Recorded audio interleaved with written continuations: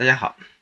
，2022年的热闹没人想得到，吹去一些花里胡哨的口水和泡沫，很多背后的真相都超出了吃瓜的想象。中国的娱乐圈同时是无比残酷的，不仅需要面对成者为王、败者为寇的严峻的挑战，更要有洞悉瞬息万变的各种政策上的变化和尔虞我诈的潜规则才行。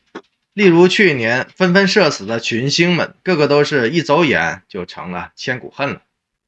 王一博、赵丽颖人在江湖，注定身不由己。即便赵丽颖35岁有着25岁的容颜，而王一博25岁有着35岁的心灵，这两个人都必须随时随地的洞察秋毫，跟进形势，如此才能立于不败之地，才能站于相聚的巅峰。